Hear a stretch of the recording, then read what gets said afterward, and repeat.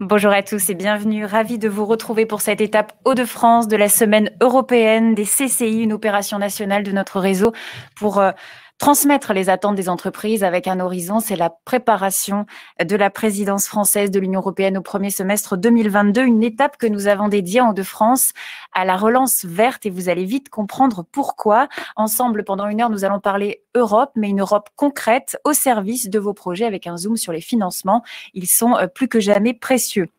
Voilà, vous verrez que l'Europe a mis en place une large palette de financement. On y reviendra dans le détail et surtout, vous aurez les témoignages des entreprises, la preuve par l'exemple de ces financements.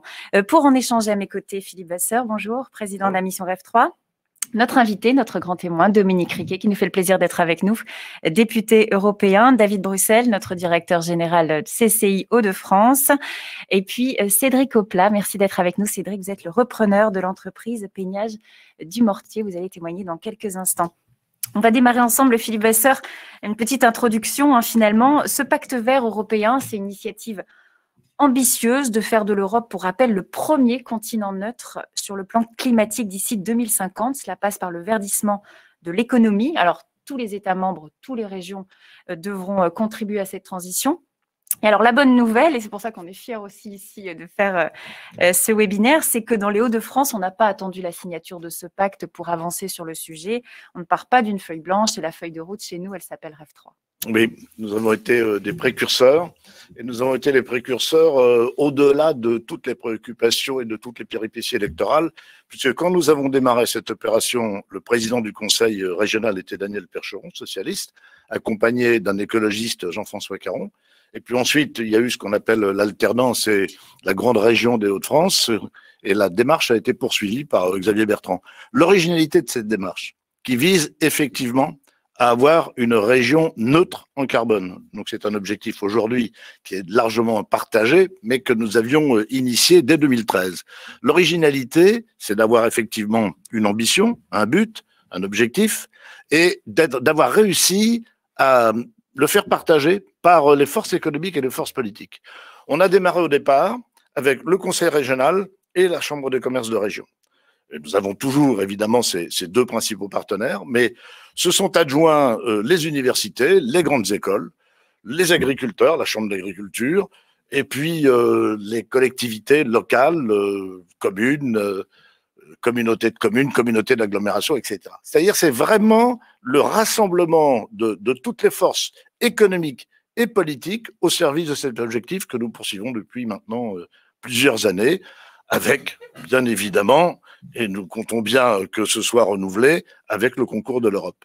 Alors, Rêve 3, c'est une vision à long terme, bien sûr, pour notre territoire, autour de filières stratégiques. Peut-être en dire quelques mots. Oui, filières d'avenir. Non, mais c'est une vision de long terme, parce qu'il faut avoir des visions de long terme. Il faut regarder devant soi, mais ça démarre tout de suite.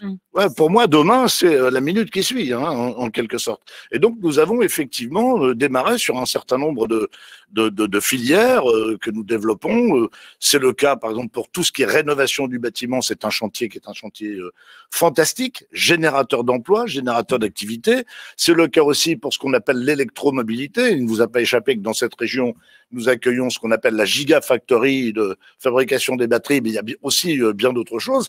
Et puis, à chaque fois que nous pouvons créer des filières vertueuses, comme nous le faisons par exemple sur la filière linière, sur le lin, parce que avouez que c'est quand même barjot d'être le premier producteur de lin avec la Normandie du monde, les Hauts-de-France et la Normandie, premier producteur du monde, et d'envoyer faire tisser le lin, voire d'ailleurs tailler le lin dans des pays comme la Chine. Pardon pour le bilan carbone, hein, excusez-moi. Bon, je dis ça devant le représentant de Peignage du Mortier, qui a l'ambition de pouvoir démontrer que on n'est pas voué à avoir du textile qui vient d'ailleurs et qu'on peut aussi le travailler chez nous. Voilà, ça c'est, vous voyez, le circuit court, rapprochement, etc. Bon, tout ça fait partie de notre ADN et tout ça fait partie de ce que nous menons ensemble avec les services de la Chambre de commerce, qui a été vraiment très punchy en la matière, les services du conseil régional et puis aussi un certain nombre de bonnes volontés. Tout passe, bien évidemment, par les entreprises, Ne l'oublions pas, ce sont les entreprises qui font l'économie et ce sont les entreprises qui vont faire cette économie nouvelle, cette mutation économique que nous sommes en train de réussir. Donc Rêve 3 a une dynamique qui a démarré en 2013, mais qui s'est naturellement accélérée avec la crise Covid. La crise Covid qui a montré, on peut le dire, à quel point Rêve 3, qui existe depuis tant d'années, était pertinent, cohérent pour cette région et plus. Ah oui, oui. D'ailleurs, je cite toujours en exemple de cette tribune qui est parue dans un grand journal du soir qui s'appelle Le Monde, signée par ce qui ont tout fait de mieux dans le CAC 40, les grands patrons, tout ça. On avait même le patron de Total et qui disait le Covid nous démontre que aujourd'hui la relance économique passe par l'environnement. Donc on les a regardés avec sympathie parce que quand on a démarré notre opération, on avait eu droit à quelques commentaires sceptiques. C'est vrai que cette crise sanitaire qui montre nos fragilités, qui montre aussi que le monde est plein d'imprévus, nous amène peut-être à nous interroger sur nos modèles économiques. Ça peut paraître paradoxal, mais on voit bien, par exemple, qu'on avait négligé les aspects logistiques dans la distribution des vaccins. Donc on voit bien qu'une logistique cohérente, pertinente, ça fait aussi partie des grands projets de Rêve 3, la green logistique est indispensable à l'économie d'aujourd'hui et celle de demain. Donc c'est vrai qu'il y a une prise de conscience de vulnérabilité, de fragilité, et que aujourd'hui, plus personne ne peut nier que la relance, elle doit passer précisément par Rêve 3, ça a été reconnu comme ça. Bien sûr, cette prise de conscience, on le voit à l'instant sur le visuel, a fait que Rêve 3 est une colonne vertébrale du plan de relance, un des piliers du plan de relance régional de 2020, et puis au cœur du nouveau programme opérationnel FEDER 2021-2027 sur l'ensemble des axes. On va le voir dans un instant avec Dominique Riquet, et bien sûr de ce Green New Deal. On va en parler avec... Si je peux me permettre une seconde, je suis ravi que Dominique Riquet soit là, parce que à chaque fois que nous avons eu besoin de relais vis-à-vis du Parlement européen, on s'est adressé à lui, il a toujours répondu. Bon, ça n'a pas toujours été le cas de tout le monde, mais ça a été le sien. En tout cas, il n'a jamais fait défaut, il a toujours appuyé nos démarches. Et j'espère qu'il continuera à le faire. Et en tout cas, il a répondu. Merci d'avoir répondu à notre invitation, Dominique Riquet. Vous avez répondu avec beaucoup d'enthousiasme pour participer à ce rendez-vous dédié à Rêve 3, la troisième révolution industrielle. Alors, pour rappeler qui vous êtes le vice-président du groupe Renew Europe, membre de la Commission du transport et du tourisme, de la Commission de l'industrie, de la recherche et de l'énergie, député européen. Alors, on en parlait à l'instant, cette transition verte que l'Europe doit engager, c'est une transformation sans précédent. Et pour ça, 2050, c'est l'objectif, c'est très proche, on peut le dire.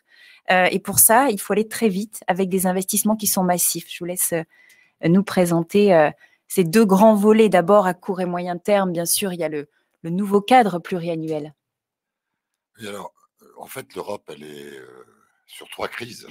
Les suites et fins de la crise de 2008, qui n'est pas encore totalement épongée, avec notamment encore un travail à faire sur le plan de l'union des capitaux, notamment. La crise environnementale, c'est vrai que cette prise de conscience, en tout cas, c'était pas le cas, j'y reviendrai dans la région, et notamment avec Philippe Vasseur sur le sujet, qui était l'âme de Rêve 3 avec Jeremy Rifkin. Mais une crise climatique qui est devenue une espèce de primauté politique. Et puis, troisième crise, la crise pandémique. Alors, on a effectivement à chaque fois une incidence extrêmement forte sur le plan économique, donc sur le plan social, donc sur le plan financier, tout ça se tient.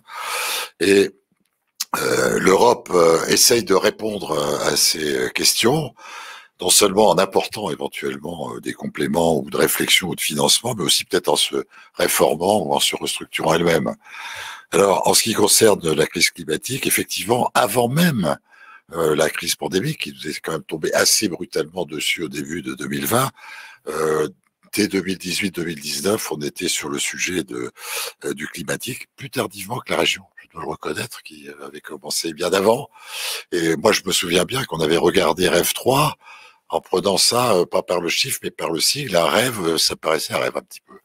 Et finalement, on voit combien c'était à la fois juste, opportun, combien c'était visionnaire. Et je pense que ça nous donne un réel avantage maintenant, surtout pour discuter d'ailleurs au niveau européen, parce que cette région, elle a amené ses réflexions, son travail de conviction, son travail de structuration de ses institutions et du terrain, ce qui a été dit tout à l'heure d'ailleurs, économique, agriculteur, mais aussi le social, c'est un truc très important.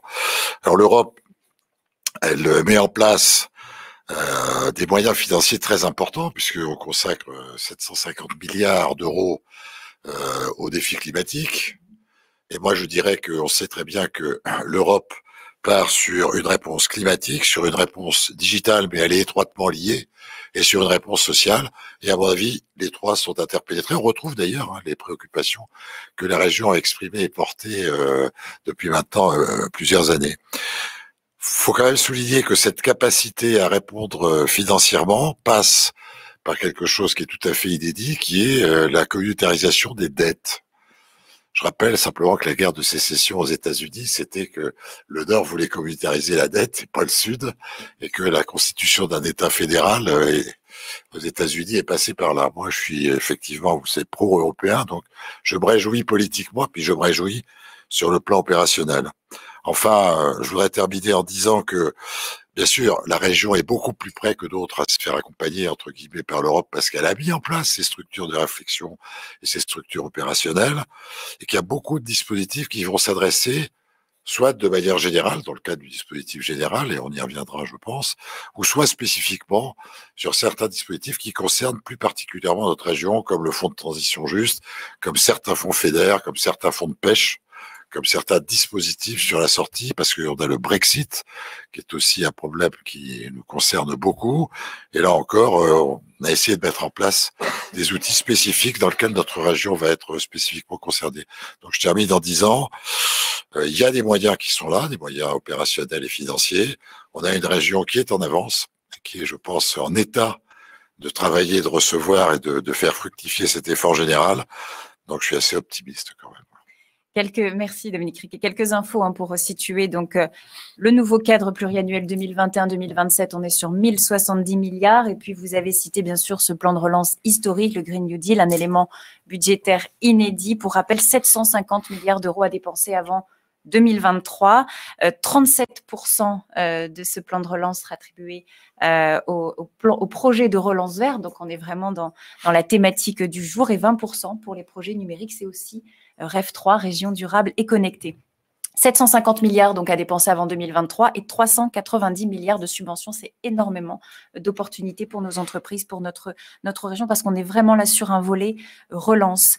On parlait à l'instant, parce que derrière les enjeux de relance à très court terme pour nos entreprises, il y a la volonté aussi de regagner en souveraineté économique pour l'Europe. Et on l'a vu avec la crise Covid, en indépendance. Et pour ça, les filières d'avenir sont stratégiques.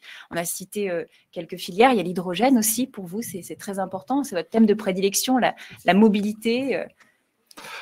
Oui, alors. Comment on fait, parce que j'imagine que la concurrence va être très, très forte entre les régions sur ce sujet.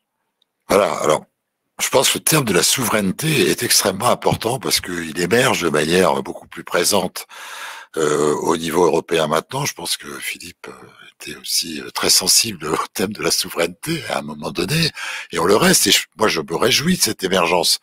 Parce qu'on a parlé, d'une naïveté entre guillemets, et je pense que effectivement, on revient quand même à des instruments de défense qui me paraissent adaptés. Et on peut parler de souveraineté régionale aussi. Et je pense que c'est un sujet important dans lequel la concurrence, à la fois d'ailleurs entre les régions d'Europe, les 200 et quelques régions européennes, et si à l'intérieur du territoire national, une concurrence sur le sujet. Alors effectivement, l'énergie, ça va être un problème ou un sujet extrêmement important, parmi lesquels l'hydrogène comme une solution extrêmement importante aussi. Je dois vous dire que pour regarder de très très près ce qui se passe ailleurs, je pense qu'il y a beaucoup de régions qui sont très très actives. Je pense notamment à la Normandie, je pense notamment au sud-ouest, et je pense que on n'a pas de trop de notre avance entre guillemets sur le plan de la réflexion pour se mobiliser sur ce sujet. C'est le cas aussi pour l'industrie automobile, la batterie, c'est un sujet important pour nous. Relancer la filière, lancer une filière batterie dans la région Hauts-de-France, accompagner la transition de toute cette industrie automobile. Ça concerne énormément d'entreprises dans notre pays, sous-traitants, des équipementiers que vous connaissez bien. Ferroviaire, automobile, aéronautique. Il y a aussi de l'aéronautique chez nous. Le transport, là, va connaître, on sait que grosso modo, on pense qu'il va y avoir une perte de plusieurs millions d'emplois en Europe sur les industries de transport, sur l'industrie de production des moyens de transport. Nous, on est extraordinairement concernés. Donc, c'est une très grande nouvelle d'avoir d'ouvrir, et je pense que la région, elle a été très proactive sur le sujet. C'est bien.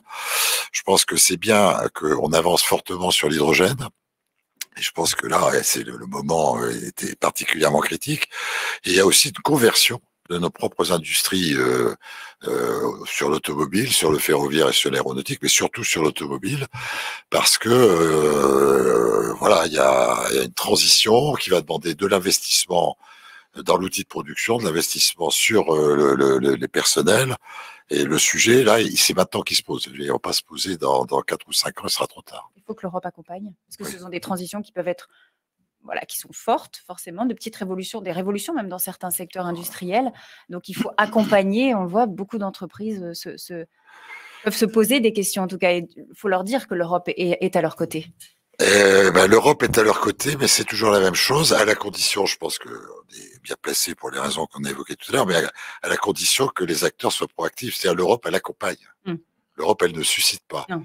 Il faut savoir que, notamment la région, qui est un opérateur économique extrêmement important, et puis les opérateurs eux-mêmes de terrain, c'est eux qui vont porter les projets, c'est eux qui vont susciter les projets. L'Europe, elle accompagne, mais elle ne fait pas. Moi, je veux dire, je prends l'exemple, par exemple, des hydrolyseurs. On s'est fait souffler un projet, entre guillemets, par nos camarades alsaciens, dans le cadre de General Electric et d'Alstom. Il faut qu'on soit extrêmement vigilant sur ce genre de choses, et je pense que toutes les filières d'avenir dans le système doivent être envisagées. L'argent ne sera disponible que s'il est porté par un projet. C'est clair. C'est le message. Merci Dominique Riquet. On va donner la parole maintenant à Cédric Oplat, qui a repris au projet l'entreprise Peignage du Mortier en juin 2018. Alors on a parlé de la filière batterie, de la filière hydrogène. Il y a une filière qui est aussi qui est historique dans notre région, c'est le textile. Alors c'est vraiment symbolique cette reprise que vous avez menée. Alors je vais vous laisser présenter, mais en gros, Peignage du Mortier, je vais vous passer les visuels, et vous avez lancé un petit film qui illustrera votre propos. C'est une très vieille entreprise qui fête cette année ses 125 ans, une entreprise spécialisée dans le lavage, le cardage et peignage de fils de laine. C'est une grosse activité à Roubaix et Tourcoing. Et alors, donc 125 ans de rebondissement, de virages stratégiques, de grosses difficultés, une crise en 2008, forcément, qui a impacté fortement l'activité. Et puis vous faites ce pari audacieux, on peut le dire, de reprendre cette entreprise en 2018. Expliquez-nous ce qui vous a animé à ce moment-là, de se relancer dans le carrage de fil de laine. Alors, bonjour d'abord. Ce qui m'a animé le plus, c'était le challenge de la reprise d'une société industrielle, une société avec des valeurs internationales, parce qu'elle a déjà 90% de son chiffre d'affaires à l'export. Elle a un côté très innovant, tout en ayant un côté très historique. Vous l'avez dit, 125 ans, une activité qui est emblématique de Roubaix-Tourcoing sur la préparation de la laine. Et en même temps, j'avais senti à l'époque, dans les discussions avec l'entreprise, des projets très novateurs, et j'avais eu l'occasion d'en échanger avec le président Vasseur à l'époque, qui avait, via REF3, donné un peu d'élan à ce projet. On parlait de lin déjà à l'époque, on parlait de matières naturelles, et on parlait de recyclage et d'upcycling. Et toute cette activité, donc j'ai oublié de préciser, oui, Peignage du Mortier, on est une 60aine de salariés en plein cœur de Tourcoing dans notre site historique. Et on est un spécialiste de la préparation des fibres pour en faire un ruban de filature pour tous les secteurs. C'est-à-dire qu'on est dans des secteurs pour l'armée, pour l'automobile, l'aéronautique, le ferroviaire, aussi bien que pour l'ameublement. Et aujourd'hui, pour toute l'industrie du recyclage. Alors, on voit les images qui passent à l'instant. Donc, votre ambition aujourd'hui, donc d'abord, renouveler la filière laine française, ça c'était le premier axe stratégique quand vous avez repris l'entreprise, et puis relancer, alors déjà sur la laine, vous m'avez dit, ça c'est impressionnant, on est une des rares entreprises qui fait 90% de son chiffre d'affaires à l'export, mais qui veut inverser cette tendance. Souvent, on veut développer son export. Vous avez envie... Nous, on veut baisser l'export, parce qu'on a fait de l'export parce que les filatures ont disparu. Elles sont toutes parties, soit en Asie, dans le pire des cas, soit parfois en Europe proche. Mais aujourd'hui, il y a un mouvement qui commence à s'opérer de relocalisation de ces filatures, et nous, on veut être prêts et les accompagner dans ces différentes matières. L'autre axe de votre stratégie, on en parlait tout à l'heure avec Philippe Vasseur, c'est relancer la filière lin dans les Hauts-de-France. Et vous avez un projet aussi là ambitieux avec Safilin, qui est installé en Pologne et qui prévoit de revenir s'installer ici dans les Hauts-de-France. Tout à fait. On accompagne entre autres le projet de Safilin. Nous, on a vocation à servir la filière lin de manière globale. Maintenant, ce qui est parfait dans ce sujet, c'est qu'on a le lin qui est cultivé, on a la filière agricole dans le Nord et en France. On a des sociétés de taillage de lin extrêmement modernes et on a, nous, la possibilité de peigner et d'avoir ensuite ce qui était le chaînon manquant, la filature qui va se réimplanter dans la région. On a ensuite les tisseurs, on a les distributeurs pour faire un produit 100% made in France, made in Hauts-de-France. Oui, c'est ça, quand on va vous acheter donc la matière première, par exemple le slip français, je crois que vous travaillez par exemple avec eux, les marques auront un produit qui ne sera jamais sorti des frontières, globalement, des Hauts-de-France même. Qui sera jamais sorti des frontières et qui en plus bénéficie d'un bilan environnemental qui est fantastique parce que le lin n'a pas besoin de produits chimiques dans sa culture, il y a très peu d'hydro, au contraire du coton, enfin tout un ensemble d'avantages. Et au passage, on va redévelopper de l'emploi industriel dans les Hauts-de-France avec ces différents investissements. Donc, vous travaillez avec beaucoup de motivation, de passion, on peut le dire, pour être prêt en 2023. Pour l'instant, vous produisez pour les usines polonaises. Mais en 2023, voilà, on rapatrie ici. Je crois que c'est dès 2022. Dès 2022. Il y a d'autres filatures qui ont démarré. Et oui. Alors, ça représentait un investissement de, dites-moi si c'est bien exact, 3,6 millions d'euros, c'est ça? C'est ça, c'est une enveloppe sur 3 années, sur un ensemble de projets. Le lin est un projet extrêmement important, mais on en a d'autres. Et on se doit de structurer l'entreprise d'ailleurs autour de plusieurs filières pour la rendre résiliente et apte à aborder les prochaines crises. On a celle de 2008, on a notre crise du Covid actuelle, mais il faut qu'on soit prêt pour la suite. Donc 3,6 millions d'euros d'investissement sur 3 ans, dont 1,2 million de l'État dans le cadre du plan France Relance.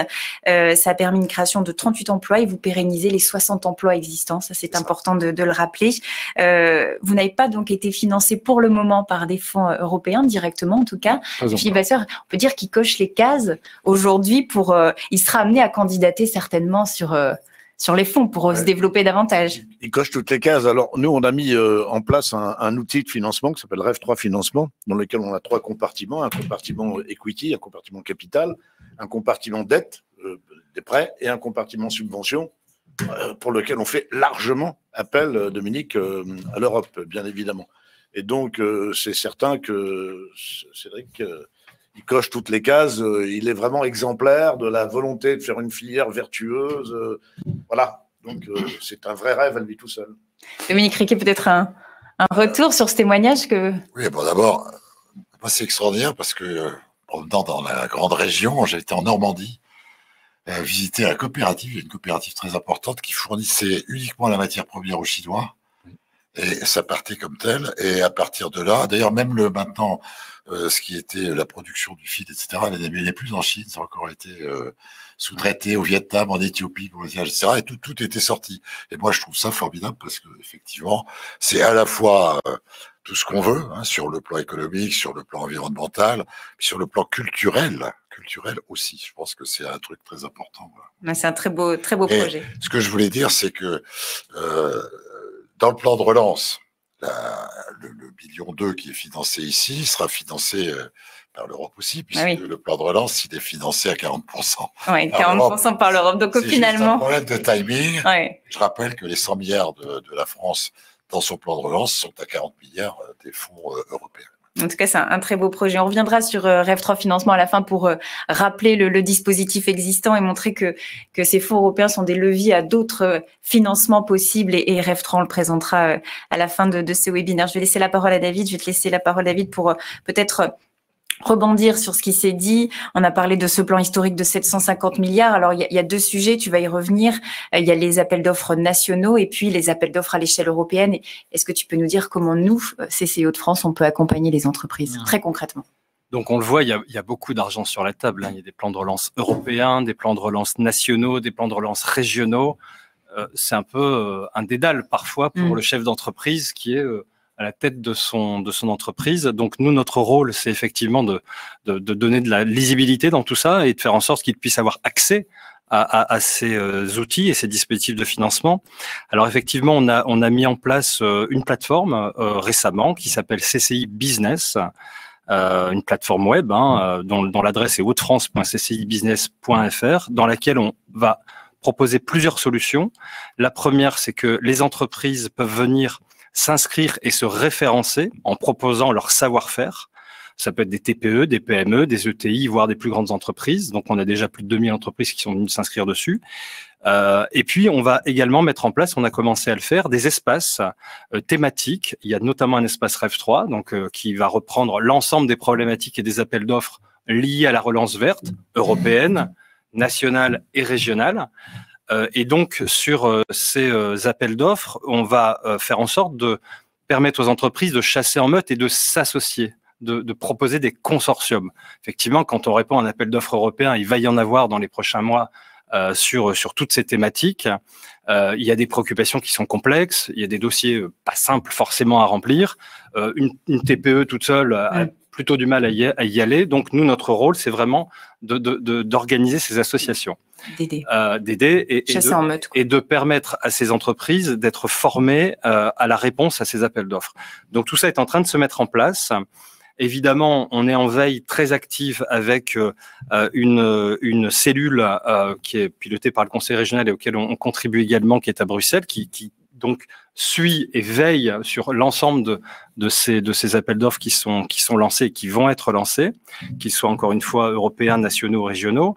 Et donc, dès que l'alerte est donnée, notre rôle, c'est précisément d'organiser la réponse pour que les Hauts-de-France tirent leur épingle du jeu et aillent chercher ces propositions. La CCI a le rôle de pousser, faire le lobbying en lien avec REV3, bien sûr, et vous le faites activement ensemble pour pousser des projets Hauts-de-France pour qu'on reste à la manœuvre, vraiment. Alors, c'est vrai, vous avez écrit d'ailleurs à la Commission européenne, je crois que c'est Philippe Vasseur qui a écrit pour dire, voilà, on est terreau. C'est non seulement moi, mais c'est le président de la Chambre de commerce et c'est le président du Conseil régional. Disant, reconnaissez que nous avons en quelque sorte vocation à être des pionniers en la matière. Dominique Riquet le sait bien, puisque je lui ai demandé son soutien, et d'ailleurs qu'il me l'a accordé. Donc, à retenir, CCI Business. Absolument. Connectez-vous sur CCI Business. Il faut s'inscrire à différentes communautés, suivre différentes communautés. REV3, on a également une page Canal Seine-Nord. Absolument, il y a une page Canal Seine-Nord. C'est important aussi d'en parler. Il y a différentes communautés qui permettent de suivre l'ensemble des appels d'offres et des appels à projets. Merci David, et on pourra revenir tout à l'heure aussi ensemble sur REV3 financement. Je vais laisser la parole, on a avec nous en visio maintenant des témoignages d'entreprises qui ont été soutenues par l'Europe. Alors vous, Cédric, indirectement finalement par le plan de relance France, mais on a avec nous Bertrand L. Est-ce que Bertrand est avec nous? Bertrand L, est-ce qu'il est connecté? C'est du direct. Est-ce qu'on peut me dire si Bertrand L est connecté? Non? Bon, écoutez, alors je crois il est en train de se connecter, parfait. Je vais commencer par le présenter. Bonjour. Il se connecte. Alors, on a la cartonnerie Gondardenne et Bertrand L est le directeur général. Je vous vois, Bertrand. Bonjour. Bonjour. Bonjour. Et merci d'être avec nous pour ce rendez-vous spécial. Alors, votre projet est lui aussi très emblématique. Pour rappel, c'est un des 10 projets qui ont été présentés en 2013 devant Jérémy Rifkin et Philippe Vasseur tout au début donc de REV3. Vous avez connu le début de REV3 et votre projet a évolué au fil des années. Alors votre projet en quelques mots permet de valoriser la vapeur qui sort d'un centre de valorisation énergétique, celui de Flamoval, pour aller à la cartonnerie, vers votre cartonnerie, la cartonnerie Gondardenne qui est située à 4 km de là.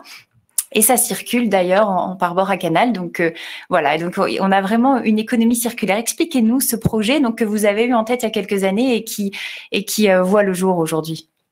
Oui, donc c'est un projet qui a démarré en 2010. On a eu la chance d'être réalisé en 2013. Je me souviens parfaitement de cette journée à Lille. Et donc, le projet a cheminé. On a réalisé différentes études entre 2013 et 2018. Et en 2018, on a signé une convention de vente de chaleur avec le centre de valorisation énergétique Flamoval. Auparavant, on avait déposé un dossier de demande de subvention à l'ADEME. Et la CCI de l'époque, la CCI Grand Lille, nous avait accompagnés pour aussi présenter un dossier au niveau du FEDER. Et donc, on a eu la chance d'être éligible aux 2 subventions, subvention ADEME et subvention FEDER. Je dois dire que les dossiers ont été relativement faciles à monter. Pour mes collègues chefs d'entreprise, il faut savoir qu'on est bien accompagné sur ces sujets. C'est relativement simple à monter. Par contre, ce qu'il faut bien avoir en tête, c'est intégrer dans notre plan de trésorerie pour ce type de projet. C'est un projet quand même qui fait 14 millions d'euros. Donc, dans le plan de trésorerie, intégrer le fait que les subventions sont versées plutôt vers la fin du projet, une fois que le projet est opérationnel, que tout au long de la construction. Donc ça, il faut bien l'avoir en tête. C'est ça. Donc, vous avez un investissement de 11,5 millions d'euros. Vous avez obtenu des aides cumulées donc de l'ADEME et du FEDER, des aides qui ont été décisives à cet investissement. Et vous dites donc, ça s'est très bien passé sur le montage du dossier. Vous avez été bien accompagné par les équipes REF3, par les équipes du conseil régional, ensuite sur le montage du dossier FEDER.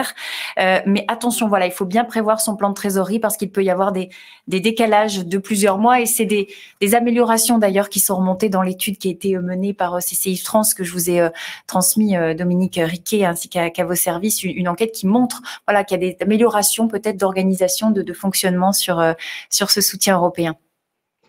En tout cas, ce qu'on peut dire, Bertrand L, c'est que ce projet, qui est un projet très ambitieux, permet d'éviter ces 22 000 tonnes ou 23 000 tonnes de CO2 dans l'atmosphère par an, ce système de récupération. C'est 22 000 tonnes de CO2 évité. C'est un projet qui fait partie carbone. Donc, avec les investissements par le groupe de Gondardenne, 30, on aura un carbone de 40%. Et on travaille actuellement sur un projet pour atteindre la cible de 60% de réduction de nos émissions de CO2 en 2030. Merci Bertrand. Je vais ajouter aussi, oui, si je peux me permettre, sur ce type de projet, donc c'est bien sûr un projet qui témoigne des vertus de l'économie circulaire. Et c'est un projet également. Il y a de l'écho, donc c'est un peu compliqué, mais ah oui. Oui, donc c'est un projet qui, donc on l'a dit, qui fait 11 millions et demi d'euros, et qui a comme retombée économique directe pour la région de 5 millions d'euros, parce qu'on s'attache, nous, à faire travailler des entreprises locales, et donc les retombées directes pour les entreprises de la région Hauts-de-France, c'était 5 millions d'euros. Bertrand L pour ce témoignage qui illustre bien, là, on est vraiment dans un projet REF3 et un projet qui a été financé par les fonds européens. C'est très concret. Avant de prendre vos questions, je vois qu'il y a différentes questions. Je vais laisser maintenant la place à Jean-Michel Carpentier. Est-ce qu'il est connecté de Norpalplast? Oui, bonjour. Cofondateur et administrateur de Norpalplast. Bonjour Jean-Michel Carpentier, merci d'être avec nous également. Alors, Jean-Philippe. J'ai une petite erreur. Jean-Philippe Carpentier, décidément. Merci. Donc, Norpalplast, créé en 2003 avec un objectif de valoriser les plastiques. Expliquez-nous l'investissement remarquable que vous avez réalisé avec le soutien de l'Europe pour une nouvelle ligne de production de traitement des déchets recyclage. Et c'est une première dans la région de France. Oui, donc on a été créé en 2003 effectivement pour recycler les bouteilles en PET, donc une unité qui faisait 15 000 tonnes à l'époque. Et on a le projet de monter une nouvelle ligne pour plusieurs raisons. La première, c'est qu'il fallait absolument avoir une taille critique. Donc on passe de 15 000 à 45 000 tonnes. Ça, c'était une nécessité. Il y avait une deuxième option, c'était d'augmenter l'efficacité de ce recyclage, de manière à ce qu'on ait moins de pertes matière et donc on puisse valoriser plus de matières recyclables. Et la troisième chose, c'est qu'il y a un nouveau plastique qui est arrivé sur le marché il y a à peu près 4-5 ans, qui s'appelle le PET opaque, pour lequel il n'y a pas de solution de recyclage. Et donc, nous avons une solution de recyclage pour ce plastique opaque aujourd'hui. Et pour ça, il fallait pouvoir l'écarter des autres matières PET.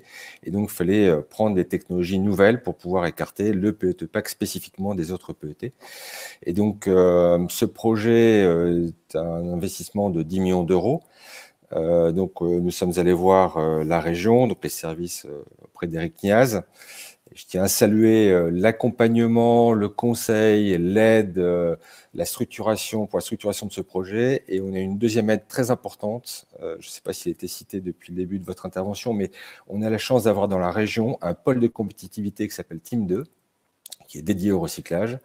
Et Team 2 nous a vraiment aussi accompagnés sur le montage de ce dossier. Donc, on a eu vraiment toutes les aides nécessaires pour le montage. Et je dirais un peu comme la personne qui m'a précédé que voilà, c'est un dossier qui peut paraître compliqué, mais quand on est bien accompagné, bien aidé, ça se fait relativement tout seul. En tout cas, voilà, on n'a pas eu de gros problèmes à monter ce dossier. Donc, on a réalisé l'investissement. On a réalisé l'investissement l'année dernière. On a mis les clés sur le process il y a 15 jours. Donc, le process tourne.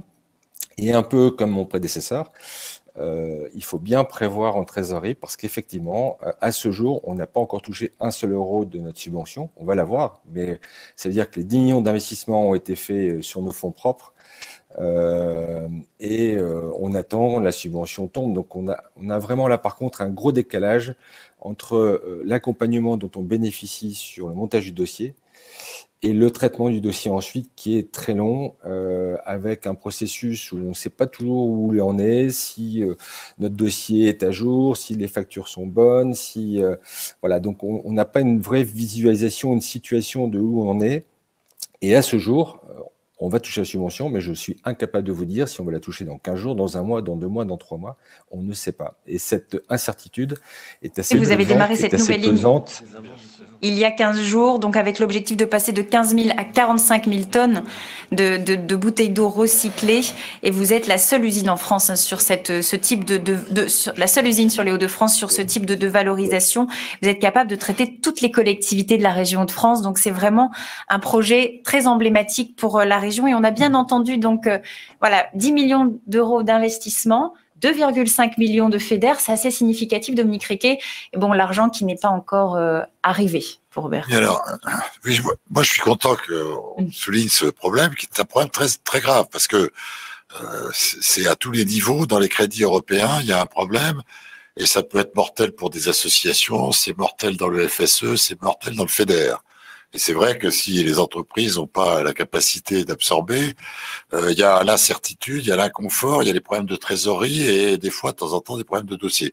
Alors, ce qu'il faut comprendre quand même, c'est que l'Europe, elle contrôle fortement, effectivement, ses dépenses d'aide à l'investissement pour des raisons qui tiennent à la véracité des comptes. Parce que, évidemment, bon, en France, en général, en région Nord-Pas-de-Calais, les escroqueries sont plutôt rares. Mais en réalité, c'est pas du tout le cas partout. Et donc, le problème, c'est qu'on reproche volontiers à l'Europe de se faire escroquer ou de ne pas avoir une capacité de vérifier ses comptes. Alors, on est très soucieux quand même, à la fois que les comptes et l'argent public soient bien employés et qu'il n'y ait pas d'escroquerie ou qu'il n'y ait pas de dérive. Et donc, on essaye maintenant de simplifier, je le dis parce que c'est une nouvelle, et de choisir entre des contrôles ex ante ou ex post. Parce que c'est très long avant et c'est très long après, ce qui est ici expliqué. Donc, il y a un travail important que la Commission est en train de faire sur ces montages et vérifications de dossiers de manière à éviter ce qui a été expliqué là. Mais très sincèrement, monter un dossier d'aide industrielle en Slovénie, c'est pas tout à fait la même chose que si vous le faites en région Nord-Pas-de-Calais. Et ça, c'est un problème. Et les process sont évidemment les mêmes. Donner la parole à Anne Wetzel aussi sur ce sujet qui nous a rejoint, qui est la directrice Europe du Conseil régional Hauts-de-France. Pour les fonds structurels, par les fonds FEDER, les États attribuent la gestion à différents organes. En France, ce sont les régions qui sont chargées de cette gestion des fonds. Comment, vous avez entendu les différents témoignages, Anne Wetzel, peut-être qu'on peut démarrer par ça. Comment on peut améliorer aussi l'accompagnement des entreprises aujourd'hui avec le nouveau programme pluriannuel notamment, et ces problèmes qui sont aussi soulevés par les entreprises? Oui, bonjour. D'abord, je pense que c'est très important d'avoir les témoignages qui mettent aussi en valeur ce qui a marché. Donc, on est content aussi. D'ailleurs, ils ont souligné tous les deux, la qualité de l'accompagnement, à la fois les équipes REF 3, structurer le dossier, et puis ensuite du conseil régional. Oui. Après, c'est vrai que sur le paiement, et je pense que c'est quelque chose que, et ça dépasse, je pense, le cadre de notre région, c'est que il faut se préparer à donner les pièces justificatives et être remboursé après. Et quelquefois, on se dit, j'ai préparé mon dossier, il est programmé, c'est bon. Mais non, tout le travail qu'il y a à faire sur les factures, etc., il faut le prendre en considération. Et c'est peut-être là aussi que collectivement, il faut qu'on voit comment on peut accompagner pour que on ait, au fur et à mesure de l'avancement des factures qui remontent progressivement, pas tout à la fin peut-être, comment on peut du coup voir ensemble qu'est-ce que je dois produire, à quel moment, pour qu'il y a une transparence sur à quel moment on paye et comment on met en œuvre. Après, je rejoins totalement Dominique Riquet, il y a une exigence européenne à laquelle on ne peut se soustraire et l'objectif c'est que on ne doit pas rendre l'argent européen parce qu'il y a eu un souci sur quelque chose, mais c'est que le porteur de projet, l'entreprise qui reçoit l'argent, garde la totalité parce qu'elle a bien pu faire la preuve que tout son team a été très bien dépensé. Et ça, c'est bien sûr aussi très important. On a cette exigence, mais effectivement, il faut que... on a quelquefois des porteurs de projet qui disent « Ah bah super, j'ai mon crédit, mais... » Après, derrière, il y a tout ce qui se met en place en termes de pièces justificatives. Voilà. Donc, il y a vraiment une nécessité d'être accompagné. Hein. Ça, c'est fondamental sur ces sujets-là. Et la région Hauts-de-France, c'est une des plus performantes que je connaisse, pas seulement en France d'ailleurs. C'est-à-dire que un certain nombre de régions ne dépensent pas leur enveloppe parce qu'elles n'ont pas l'ingénierie pour monter les dossiers, etc. Et elles renvoient l'argent à l'Europe en finale. Ça n'est pas le cas de la région Hauts-de-France. La région de France a un programme qui est de montée en charge progressive très équilibré, avec très très peu finalement de fautes ou de difficultés ou de défaillances. Et donc, et je rappelle qu'elle a été pionnière puisque ça a été une des premières, ou la première région d'ailleurs à être l'opérateur des crédits européens. Donc ici, ça marche beaucoup mieux qu'ailleurs. Il faut bien le dire quand même. Hein. Bon. Moi, j'ai une vision assez horizontale sur le sujet. Il y a des difficultés, elles ont été exprimées. Je pense qu'il appartient plus peut-être à l'Europe de simplifier ses procédures. Bon, il y a aussi un niveau national, hein, faut le savoir, mais la région est très performante. Votre message, Anne Wetzel, aux entreprises, on est très performant, on le voit sur ce sujet, mais saisissez-vous des opportunités. Dominique Riquet les a présentées, le programme pluriannuel, mais aussi le plan de relance, un plan de relance inédit. Aujourd'hui, vous avez une palette finalement de financement possible pour les entreprises et voilà, il faut se saisir de ces opportunités, travailler avec vous. C'est certain, on a énormément de possibilités. Donc, comme ça a été très bien expliqué, il y a le plan de relance, donc avec la déclinaison France Relance avec des crédits européens. Il y a en région ce qu'on appelle REACT-EU, c'est du coup des crédits pour les Hauts-de-France pour réparer les conséquences de la crise économique et sanitaire. Et donc, c'est concrètement le soutien à des PME, PMI dans notre région pour réparer ces conséquences. Nous espérons démarrer la programmation à l'automne, très concrètement, avec, on espère, beaucoup de projets qu'on pourra soutenir dans ce cadre-là. C'est bien sûr aussi à moyen terme, 2021-2027, toute la nouvelle génération de crédits et l'actuel programme est vraiment en fin de programmation. Donc, ça souligne ce que disait Dominique Riquet par rapport au succès. Et donc, voilà, il y a tout cet nouvel argent qui est disponible. On est à peu près dans une continuité par rapport aux sommes financières, mais par rapport au plan vert européen, nous avons le fonds de transition juste pour la partie nord de notre territoire, où il y a des nouvelles opportunités pour accompagner les entreprises et notre territoire dans sa mutation vers une économie pauvre en carbone et cette transition verte qui est au cœur de Rêve 3. Si on parle très concret pour les entreprises, quel est le bon timing? À quel moment il faut venir vous voir? Très tôt, je pense, dès le début du... C'est ça? Oui. Au projet, mais je pense avant le projet. Avant le projet, oui. Actuellement, on est en élaboration de la prochaine génération, donc 21-26. On est en train d'échanger avec la commission, on continue sur les différentes versions. Dans le programme lui-même, 45% sont dédiés à tout ce qui est transition verte. Donc, c'est un effort important qui a été voulu par notre président de région. Et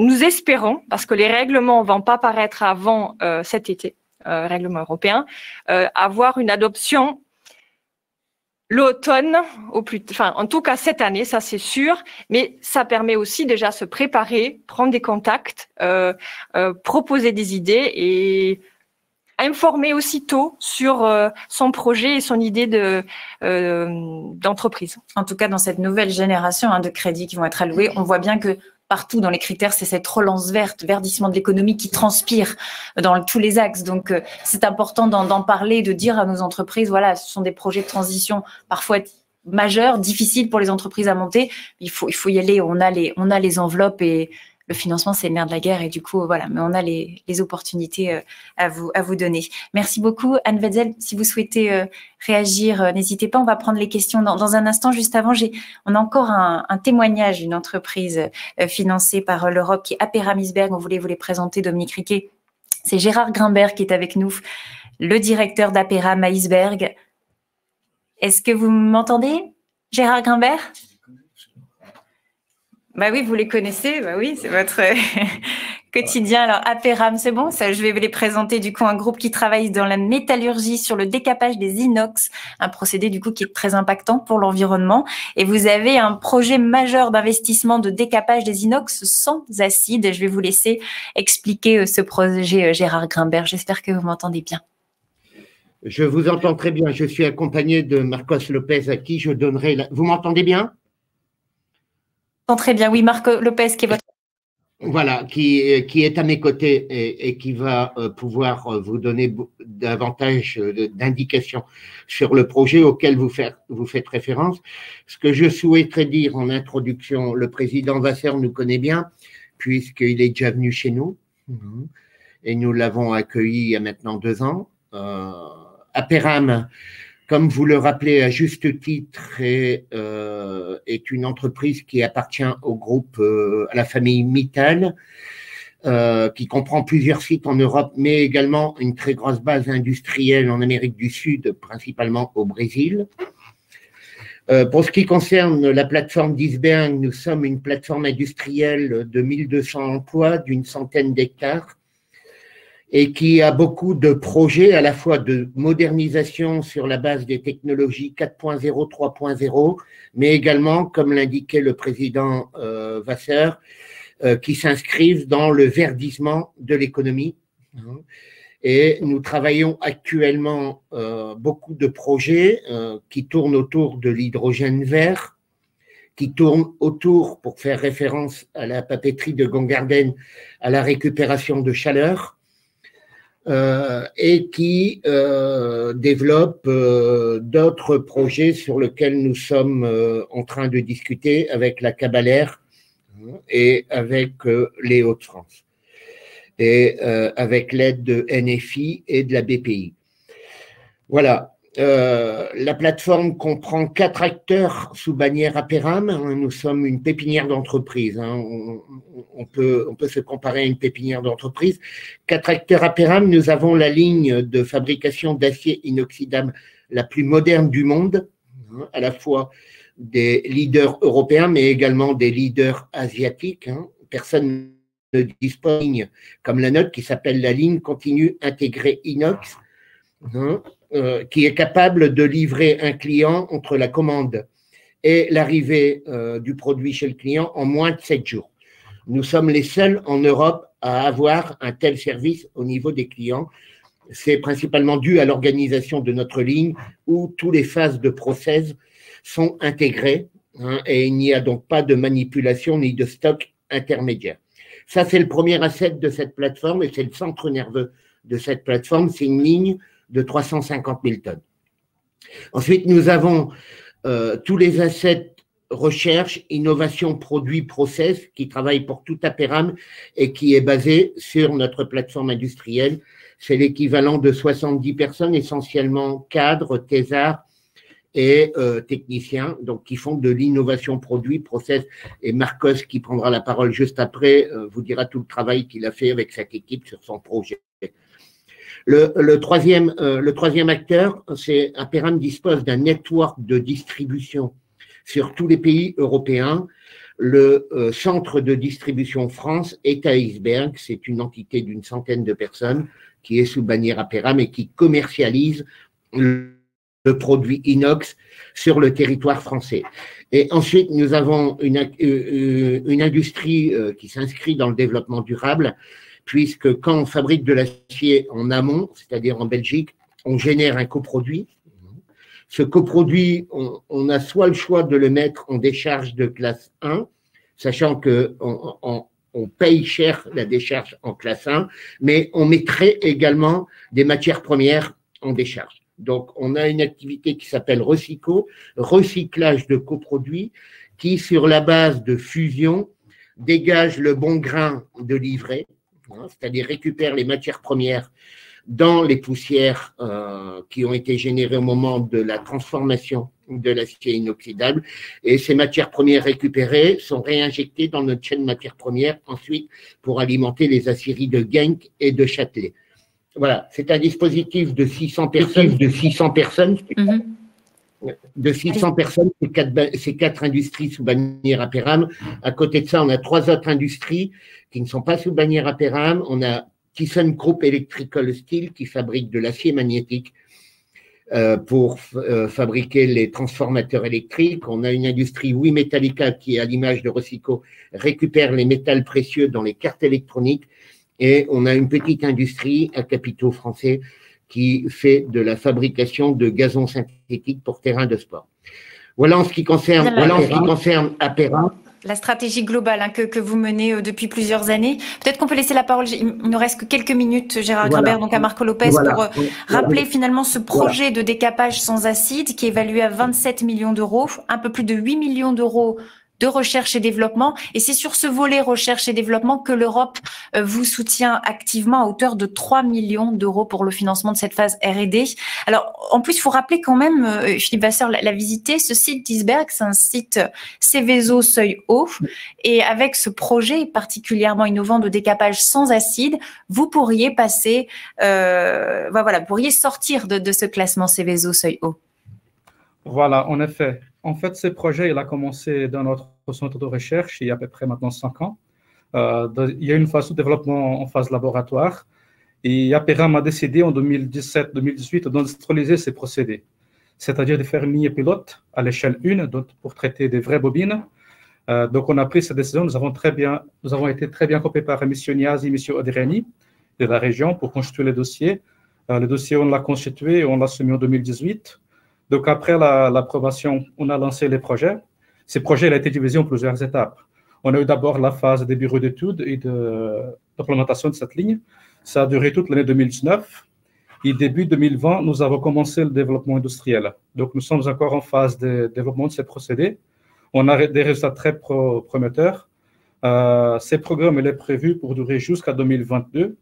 Et si les résultats continuent à être comme ils sont aujourd'hui, il y a une grande probabilité qu'on puisse l'industrialiser sur la ligne LC2I, que M. Grimbert vient de mentionner. Voilà. Donc, nous sommes encore dans la phase de développement industriel, donc, dont l'enveloppe fait 7 500 000 euros environ, et 3 millions pour l'accompagnement. Et voilà. Donc, la prochaine étape, à l'horizon 2023, ce serait de l'industrialiser ces procédés. Donc, parmi les enjeux, il y a fortement... Voilà, excusez-moi. Voilà. Réduction de la consommation. On vous entend plus très bien, Marco. Voilà. Allez-y, je vous laisse finir. C'est bon. C'est bon, ok. Merci à tous les deux, Gérard Grimbert et Marco Lopez, donc de Aperam à Iceberg. Merci pour votre témoignage, parce qu'on parle souvent d'Europe et on dit l'Europe, c'est loin. Là, on a du concret. Philippe Vasseur, peut-être avec ces témoignages que vous connaissez bien, puisqu'ils sont suivis par les équipes REF 3. Ils ont été financés et accompagnés par la région pour ces financements européens. Voilà, là, on a du concret, des projets. Voilà, la réalisation des projets par ces financements. Là, vous en avez choisi 3, mais on aurait pu en prendre plusieurs centaines. Hein. Bien sûr. Merci. Oui, c'est tout à fait clair. On doit véritablement rechercher au maximum les synergies. C'est-à-dire, je ne cesse de le répéter, je radote, c'est le fait de travailler ensemble, de fédérer les forces qui nous permet d'avancer. Et le travail que nous avons entre la Chambre de commerce et la région et d'autres partenaires est à cet égard exemplaire. C'est-à-dire que, vous savez, c'est comme dans une équipe de foot. Si jamais on garde le ballon pour soi tout seul, on a peu de chance de marquer. Et si on joue collectif, voilà, Dominique Rican, c'est quelque chose, lui qui a connu les heures glorieuses d'un grand club de foot de la région. Bon, ce que je voudrais dire, mais ce que je voudrais dire, c'est qu'on essaye de le faire aussi en matière de financement. Les sources de financement sont diverses, entre les fonds publics, entre les fonds privés, entre les fonds nationaux, entre les fonds européens. Et je pense que c'est cette ingénierie que nous essayons de mettre en place qui peut nous permettre d'être performants et de conserver ce temps d'avance dans le financement. Non, juste une chose, deux choses. La première, ça va être très rapide. La première, on voit bien qu'il y a des trous dans la raquette, comme on dit, même si je n'aime pas cette expression. Autrement dit, on a eu à 2 reprises l'expression d'une, disons, non pas d'une insatisfaction, mais d'une impatience, en disant on a un problème de trésorerie parce que les subventions ne sont pas arrivées, elles ne vont pas arriver tout de suite. Il faut peut-être qu'on réfléchisse, nous, dans le cadre du dispositif REF 3 financement, est-ce qu'on ne pourrait pas, sous condition, bien évidemment, mettre en place un dispositif qui sera un dispositif permettant d'avancer la trésorerie et donc de surmonter. Vous voyez, on peut arriver à faire ce genre de choses. La deuxième chose, c'est que on arrive malheureusement assez près de la fin de cette émission. Il y a un tas de choses qui sont peut-être un peu frustrantes. Alors, je voudrais juste vous donner un truc. Vous écrivez sur le web contact@ref3. Vous pouvez poser toutes les questions que vous voulez, vous aurez les réponses. On vous passera évidemment @ref3. Donc c'est ça, vous l'avez bien dit, REF3 dispose des réseaux, d'ingénierie et puis REF3 financement. Est-ce qu'on peut passer, parce que le visuel, j'ai préparé le visuel qu'on connaît, nous, de REF3 financement avec les 3 compartiments et des outils financiers. Et c'est important de leur dire, peut-être Philippe Vasseur ou David, que voilà, les financements européens ont un effet de levier pour d'autres types de financements, dont REF3 financement. Et est-ce que vous retrouvez le visuel? Il est à la fin de la présentation.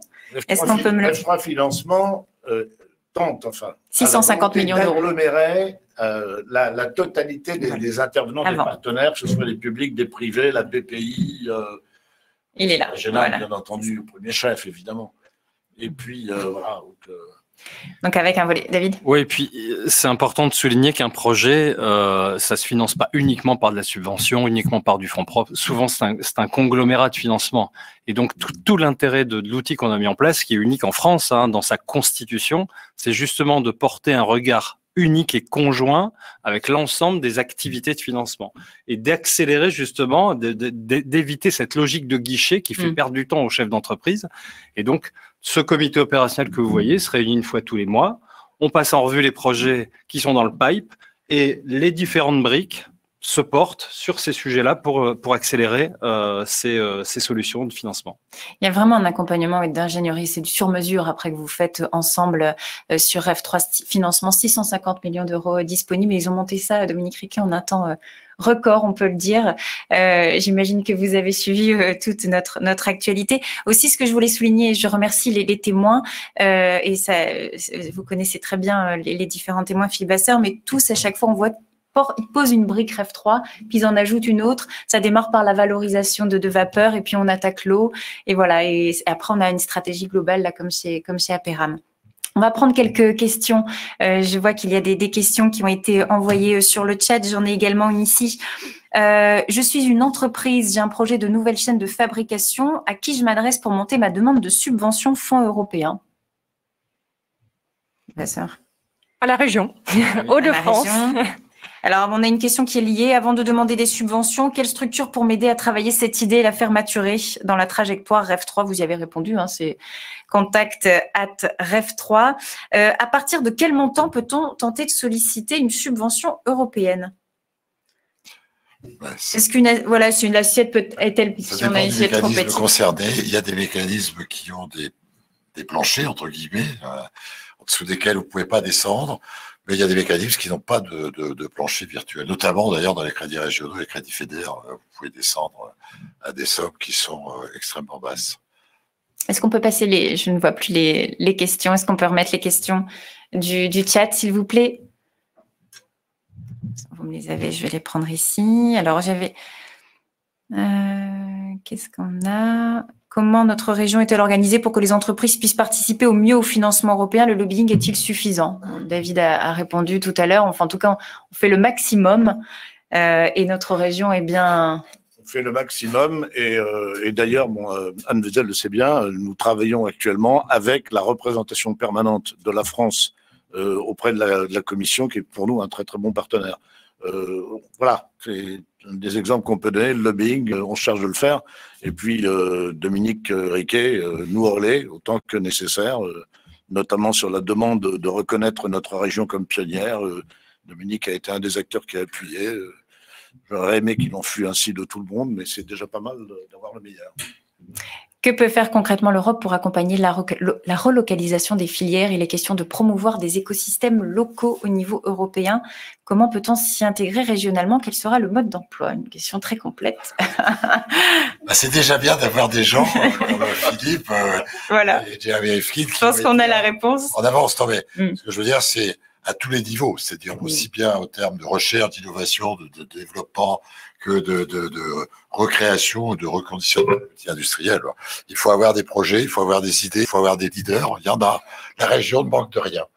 Donc, je pense, et à ce titre-là, elle est au cœur de l'Europe, en plus de ça, à la fois sur le plan géographique et sur le plan historique. On voit bien que tout est en place. Mais c'est vrai aussi que, à la base, les acteurs de l'économie, les acteurs industriels, les acteurs de l'économie en général, sont quand même les leviers initiaux plus importants. C'est-à-dire que s'ils ne sont pas à pousser l'idée même du dossier, toute la structure qui est derrière, elle tourne à vide. Donc en réalité, il faut être proactif, c'est ce que fait REF3, c'est ce que fait la région, bon, et en même temps, je pense qu'il faut être là à tous les échelons, entre guillemets, des projets. Ça marche pas si mal que ça quand même en région. Parce que nous, il faut pas oublier un petit détail, c'est qu'on est en reconversion permanente depuis 60 ans, quand même. En plus, parce que ça a été la grande région industrielle, on a eu des gros problèmes. Moi, je veux pas faire l'histoire, mais première guerre, deuxième guerre, reconversion, destruction, changement. Et maintenant, on est en avance, entre guillemets, sur l'évolution générale de l'histoire de l'industrie et de l'économie, alors que on provient de 3 restructurations majeures. C'est une région qui a beaucoup de résilience, pour employer un mot à la mode. Dominique Riquet, on va conclure. Il nous reste 2-3 minutes. Votre message aux entreprises qui nous regardent pour conclure, si on devait résumer finalement cette heure d'échange. Vous êtes notre grand témoin de cet événement dans le cadre d'une opération qui a été montée par notre tête de réseau CCI France pour transmettre finalement les attentes du monde économique à l'Europe. Et moi, je pense que les acteurs de la région sont formidables, aussi bien les acteurs institutionnels, on l'a vu, et on l'a dit, que nos acteurs économiques. Tous les dispositifs sont actuellement en place. Ils sont utilisables. Vous avez des chefs d'orchestre qui sont en place, des moyens. Il faut de l'énergie et de l'initiative, on n'en manque pas. Il faut dire aussi que ce qui nous attend devant nous, c'est probablement une fenêtre d'opportunité exceptionnelle. Il y a les moyens, il y a les hommes, il y a les idées, il y a les leaders. Allons-y, soyons optimistes. Allons-y. Puis, Basseur, 2 mots pour conclure, mais en tout cas, on va repasser la slide avec les contacts, s'il vous plaît, la dernière. Contact@ref3.fr, si vous pouvez passer le visuel, et puis un rendez-vous à noter, un prochain webinaire REF3 qui est spécial financement, ce sera le 18 mai, c'est juste avant, vous pouvez passer, c'est celle d'avant, s'il vous plaît. Le visuel où on retrouve le contact. Voilà, pour vous contacter, contact@ref3.fr. Le prochain rendez-vous, puis vous avez le site web ref3 bien sûr.fr. Nous on voit à l'envers, mais je pense que vous le voyez dans le bon sens, en tout cas j'espère. Mais sinon, je vous le dis, c'est contact@ref3.fr. Merci beaucoup à l'ensemble de nos témoins, les témoins d'entreprise qui ont accepté de participer à cette émission. Merci David, merci Anne Wetzel, merci encore à Dominique Riquet, bien sûr à Philippe Vasseur. Je salue aussi toutes les équipes de notre réseau CCI France qui travaille sur cette opération spéciale Semaine européenne des CCI qui se poursuit dans d'autres régions cette semaine. Merci et à très bientôt.